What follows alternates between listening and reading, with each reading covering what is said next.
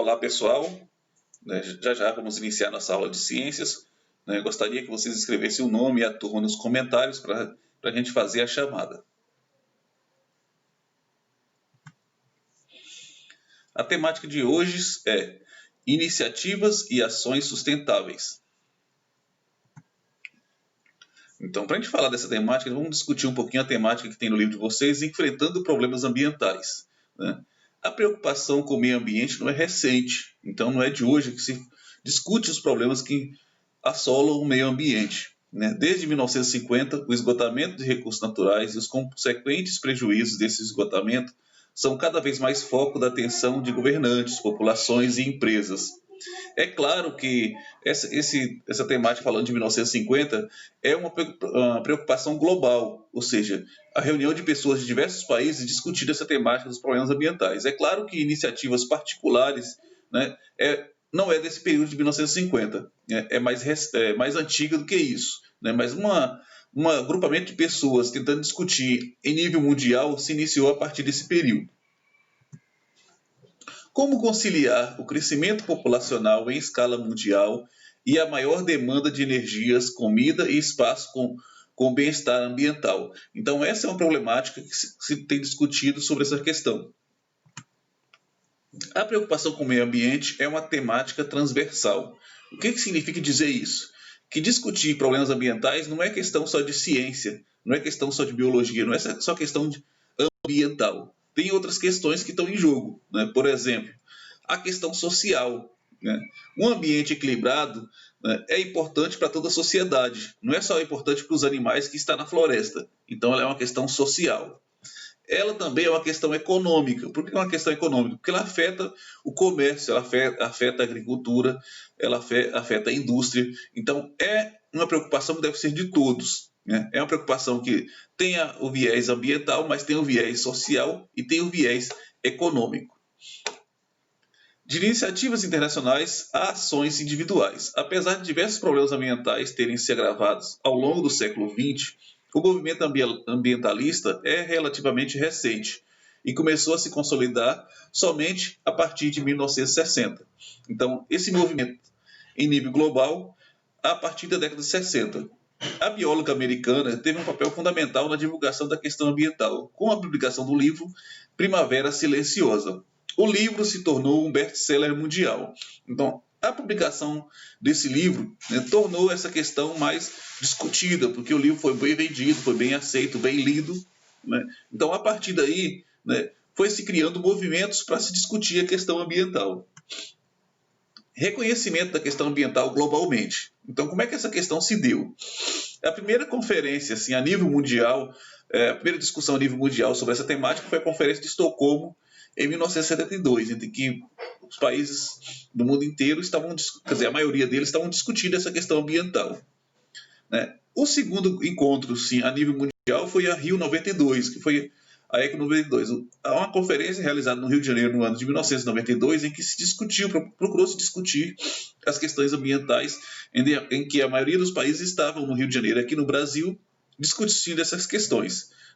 Após essa conferência do Rio de Janeiro, teve a Rio +10, que aconteceu em 2002 na África do Sul. Depois nós tivemos a Rio +20, que aconteceu no Rio de Janeiro novamente, para discutir as questões, qual foi os avanços, qual foi os retrocessos que teve a partir da Eco 92. Por que essas conferências teve um destaque muito grande o Brasil? Porque o Brasil sempre foi referência na questão do debate relacionado ao meio ambiente. Então, por esse motivo, o Brasil se destacava nessa temática, então aconteceu essas duas conferências a nível mundial aqui no Brasil. Posterior a Rio +20, nós tivemos a Cúpula das Nações Unidas sobre o Desenvolvimento Sustentável, que ocorreu em 2015 nos Estados Unidos. Então, essas são algumas das principais discussões acerca do meio ambiente em nível mundial. Então, a ONU, que é a organização dos países, de todos os países, a maioria dos países do mundo, também tem um fórum de discussão sobre essa questão também. O objetivo desses encontros é debater problemas ambientais em escala global e propor metas, documentos e diretrizes para a conservação do meio ambiente e a promoção do desenvolvimento social. com base em ações sustentáveis que conciliem proteção ambiental, justiça social e eficiência econômica. Então, esses encontros, né, ele tinha essa questão. A primeira coisa, precisa saber quais são os problemas. Identificou os problemas, né, quais são as metas, qual que eu preciso resolver primeiro, qual que eu preciso ser depois, né, como é que eu vou fazer isso. Né? Depois que eu estabeleço isso, eu registro tudo em documentos. Né? E também estabeleço as regras, como é que eu devo fazer isso. Então, o objetivo desses encontros é isso, é propor metas, estabelecer documentos, estabelecer leis para regular essa questão da conservação do meio ambiente. Mas não é só conservar a árvore, conservar passarinho. Isso tem um outro viés, que é o viés social, que é importante para a sociedade isso. Isso também tem um viés econômico, como a gente apresentou para vocês anteriormente, que é uma questão que envolve meio ambiente, a sociedade e a economia. Identificar os problemas ambientais é o primeiro passo para o planejamento de soluções. Então, a gente precisa saber qual é o problema. No Brasil há. Né? Então, alguns dos problemas que existem no Brasil, existe mais, é claro. Né? O primeiro dele é o desmatamento. Né? Então, inclusive, nesse ano de 2020, devido à pandemia, o desmatamento aumentou 65%. Então, ainda é um grande problema brasileiro. Poluição. Poluição também é um grande problema. Né? Mas isso vem sendo resolvido aos poucos. Por exemplo, em Alto Alegre dos Parecis, nós tínhamos o lixão. Né? Agora já não é permitido mais ter lixão nos municípios. Os municípios têm que fazer um aterro sanitário. Então, o nosso município, como não teve condições de fazer o aterro sanitário, ele entrou em parceria com outros municípios. Né? Então, o lixo de Alto Alegre é levado para outro local, onde tem um aterro que não vai causar grande poluição. Então, isso é um exemplo de um problema que foi encontrada a solução. Consumo exagerado. Então, consumir só o necessário. Então, isso é um problema que foi identificado, que pessoas consomem além do que precisam. Se consomem além do que precisam, gera um outro problema, que é o desperdício. Né? Então, eu não preciso disso, então eu vou jogar fora, então vai gerar mais lixo. Então, esses são alguns dos principais problemas enfrentados pelo Brasil. Uma das soluções para esse problema, né, é uma tática criada chamada pegada ecológica. Considerado um indicador socioambiental, ela representa a extensão de áreas produtivas terrestres e aquáticas que são necessárias para sustentar indivíduos, populações e comunidades, com base nos gastos de recursos materiais e energéticos. Se você procurar na internet, você vai encontrar um site lá chamado Pegada Ecológica, que é possível calcular qual é o impacto que você está causando no meio ambiente. Então, isso é possível por meio desse site. Então, essa pegada ecológica, ela busca identificar, né, qual é o nosso consumo. Né? Carbono, a extensão florestal necessária para absorver o CO2 que a gente está emitindo, né? A extensão de floresta que é necessária para produzir o material que a gente usa, qual a área de cultivo necessária para os alimentos que a gente consome, a quantidade de pastagem necessária para suprir a proteína animal que a gente está consumindo, a quantidade de estoque pesqueiro que eu necessito, né? A área construída. Então, essa pegada ecológica ele busca identificar o impacto que cada indivíduo faz na natureza. Nós precisamos falar também de uma temática chamada desenvolvimento sustentável, que é uma estratégia para se resolver alguns dos problemas ambientais a nível mundial, né, e a nível local também. Essa ideia se baseia na utilização de recursos e materiais que satisfazem as necessidades humanas, mas sem comprometer a satisfação dessas mesmas necessidades por gerações futuras. A conservação ambiental integrada ao desenvolvimento social e econômico. Então, o desenvolvimento sustentável busca isso, né? Que a gente utilize apenas o necessário, né? Que a gente não esgote os recursos que existem para que as futuras gerações sintam falta disso. Por exemplo, né, que um dos grandes problemas brasileiros é o desmatamento. Se a gente desmatar todas as florestas, né, as próximas gerações não vão conhecer a floresta.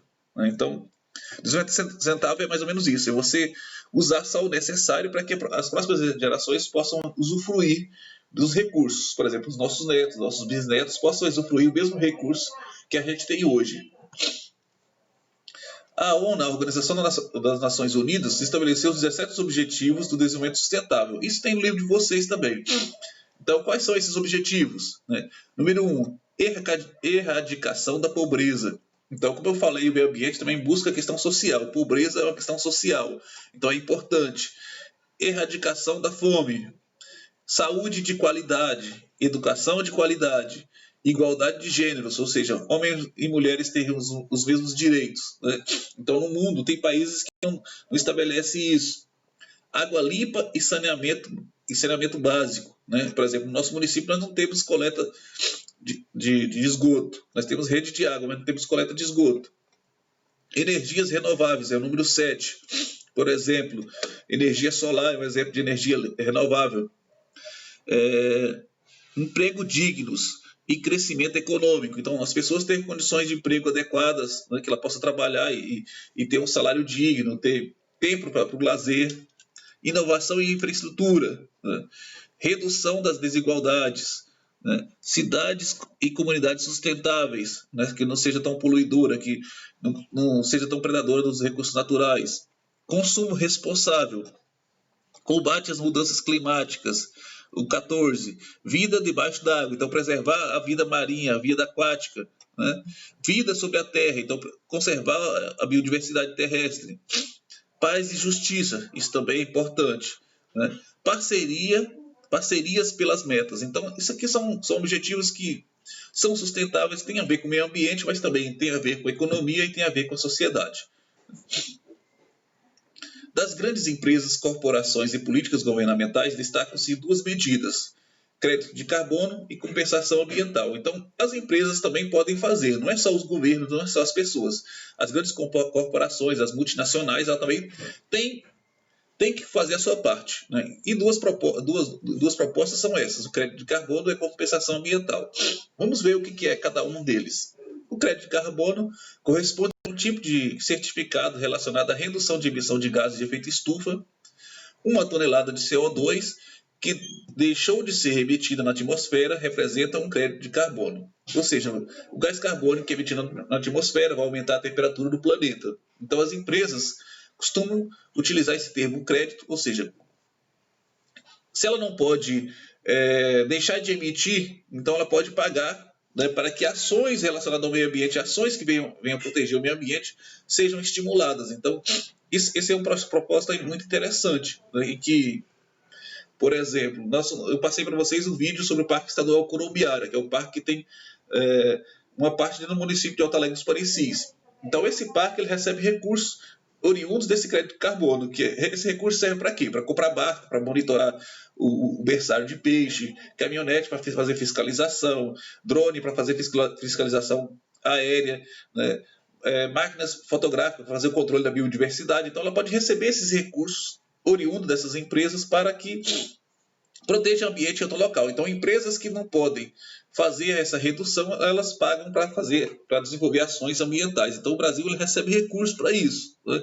Recursos para proteger a floresta.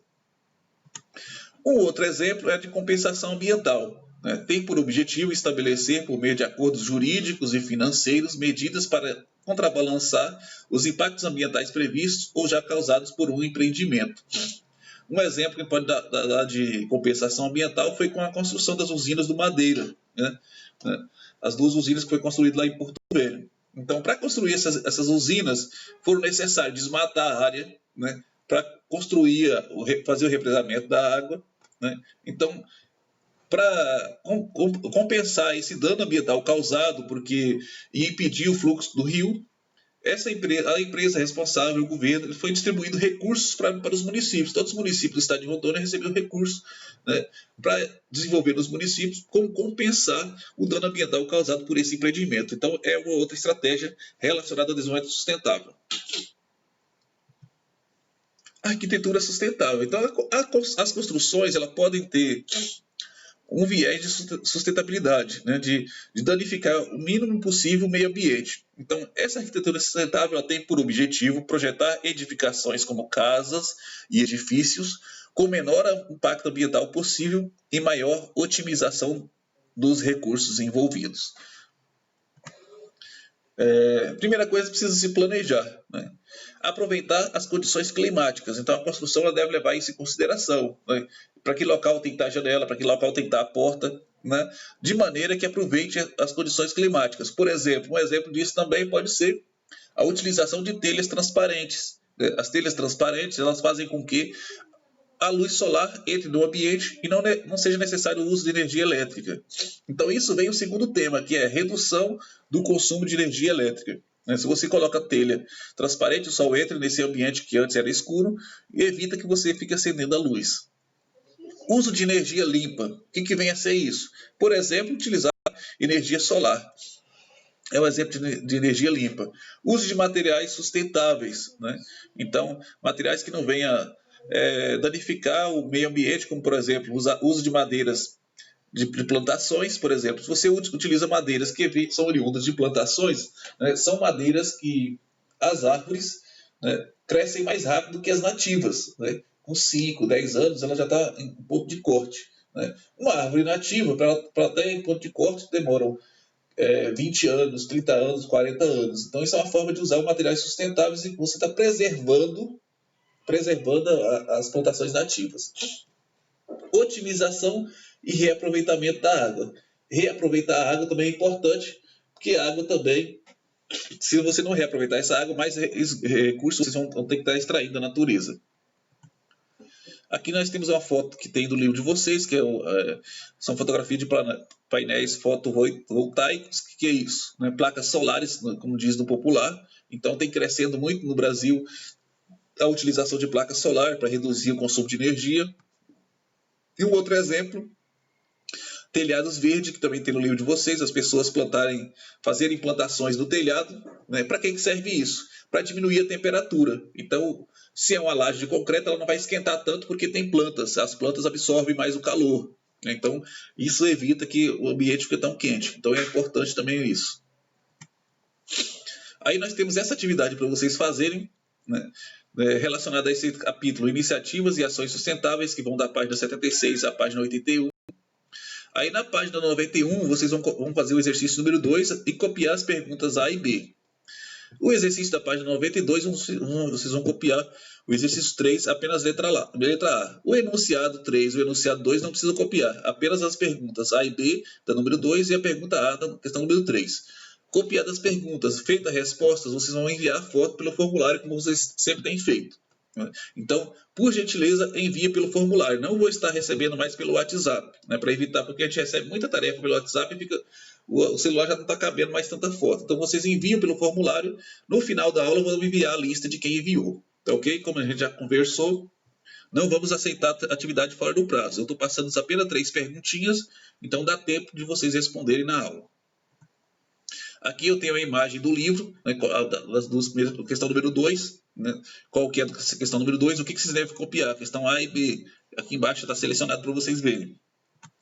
A questão número 3, qual é a questão número 3? Então tem essa imagem da questão 3, então vou copiar apenas a letra A. Esse é o livro de vocês, que ele tem usado para fazer as nossas aulas. E isso é tudo.